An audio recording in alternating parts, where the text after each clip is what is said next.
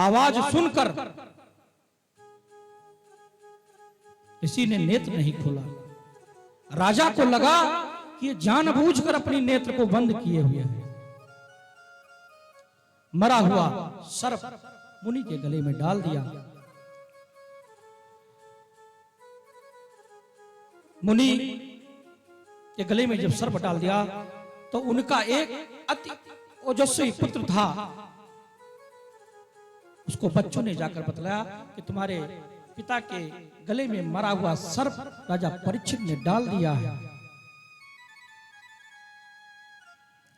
बच्चे ने हाथ में जल लिया कि दुष्ट राजा ने मेरे पिता के साथ ये व्यवहार किया है, आज के 7वें दिन तक्षक रूपी सर्प उसे काटे और वो मर जाए। राजा भी अपने जब महल में आए और जब अपने मुकुट को उतार के रखा तो बड़ी गलानी हुई। अरे ये मैंने क्या किया, बड़ा पश्चाताप हो, अब पछताए होत क्या जब चिड़िया चुग गई। बहुत पछताए राजा, मैं क्या करूं। अपने मंत्रियों से परामर्श करने लगे। उस समय सूचना आई कि महाराज आपको ऋषि पुत्र ने श्राप दिया है, आज के 7वें दिन आप मर जाएंगे।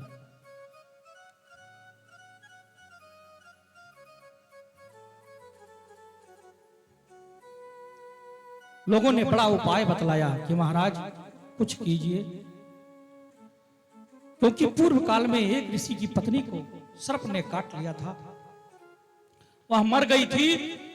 तब मुनि ने अपनी आयु का आधा भाग देकर उसे जीवित किया था।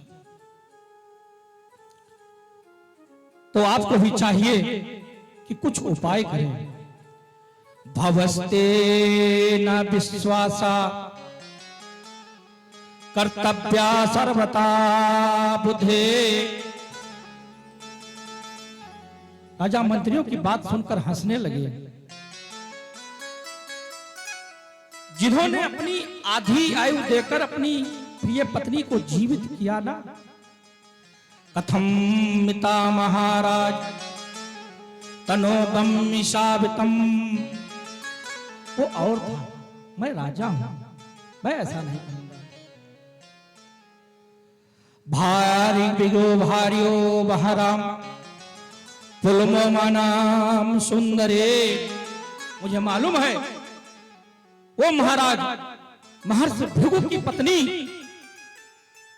जिसका नाम पुलोमा था, उसकी कथा आप मुझे बतला रहे हैं।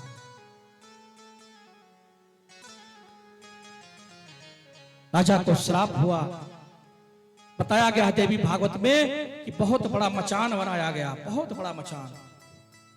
और मचान पर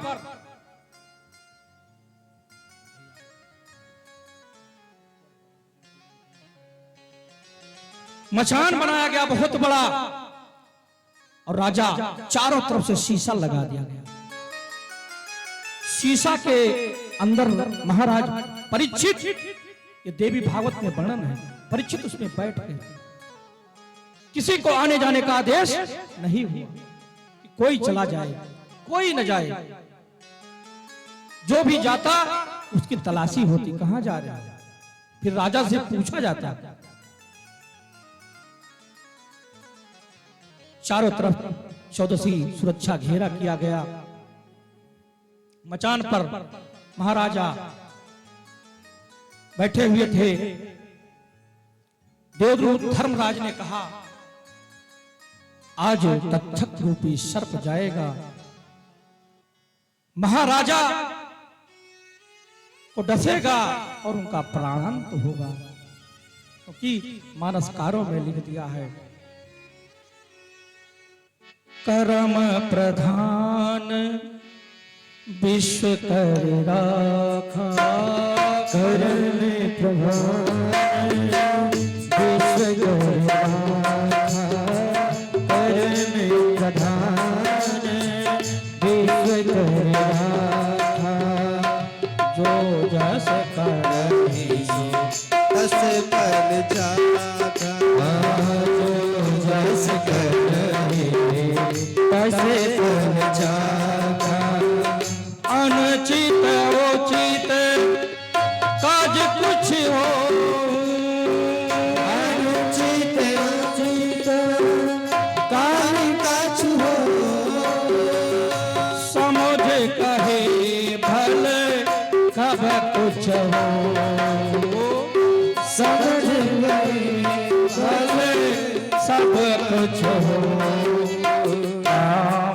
सिया राम जय जय राम सिया राम जय जय राम सिया राम जय जय राम सिया राम जय जय राम। भगवान सत्यमा भगवती की परम प्रधान विश्वकर्मा का जो जस करे सो फल चाखा। राजा ने कहा मैंने कर्म ऐसा किया है, दंड तो मुझे मिलना ही चाहिएगा। जो होना होगा देखा जाएगा। भागवत में वर्णन आया है, ये कथा भागवत की है, देवी भागवत की।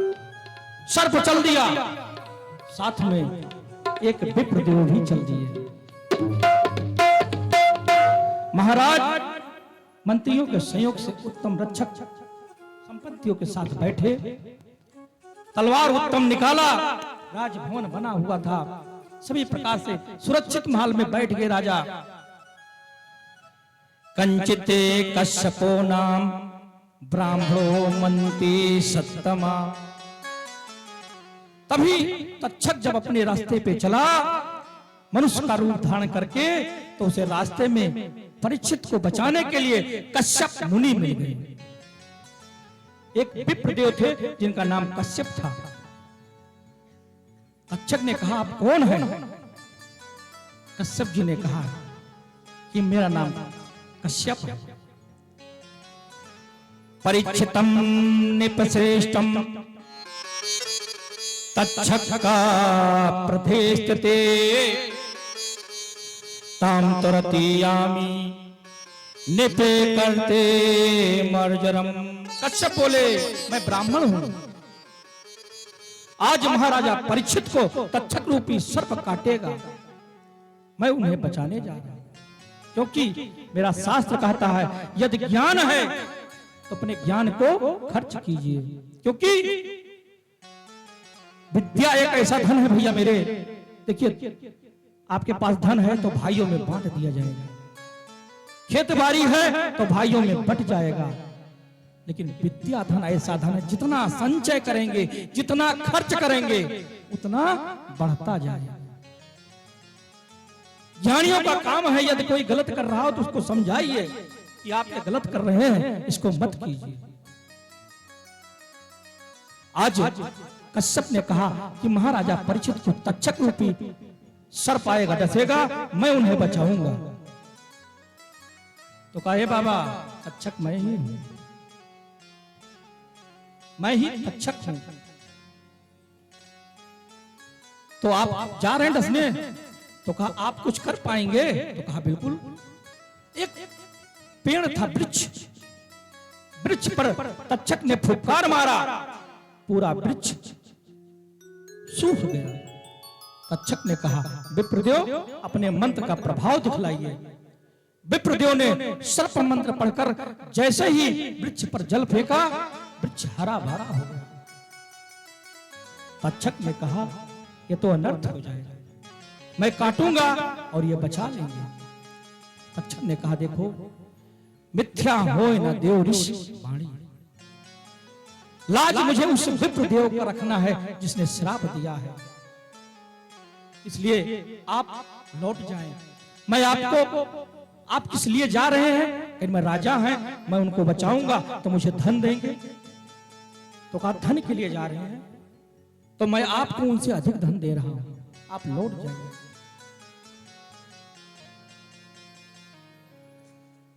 तक्षक के बहुत समझाने पर कश्यप देव धन लेकर वापस लौट गए। क्यों?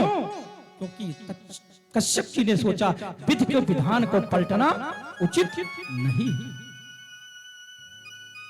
विधि के विधान को मेटने का पावर मुझे नहीं। और वहीं से वो वापस लौट गए। महाराज परीक्षित तक्षक ने देखा कि मणि यंत्र से उस घर को बंधन कर रखा है, मैं अंदर प्रवेश शरीर लेकर नहीं कर सकता हूं, और मृत्यु तो अटल है। आज तक्षक ने कहा आज तो इनको मरना है, बिल्कुल तय है। प्रवेश नहीं करने को मिला तो वो ब्राह्मण का भेष बनाकर हाथ में फूल लेकर आ गया। दूतों ने रोका, कहां जा रहे हो? नहीं जाना है, महाराज से मिलना है, उन्हें आशीर्वाद देना है। नहीं नहीं, हम महाराज से पूछ लें। अच्छा ठीक है, यदि मुझे जाने नहीं दोगे तो ये फूल ले जाकर आप महाराज को दे देना। रुको रुको, भी फूल भी नहीं लेंगे, हम पूछ आए राजा से। राजा के पास दूत गया, दूत ने कहा महाराज एक विप्र आए हैं और वो फूल हाथ में लिए हैं, आपको लाए हैं देने के लिए, पूजा करने के लिए। राजा ने कहा बिल्कुल ले आओ। और जैसे ही फूल का नाम सुना, फूल के साथ फल रख दिया और जैसे फूल और फल को उठाया, एक कीड़ा छोटा सा निकला और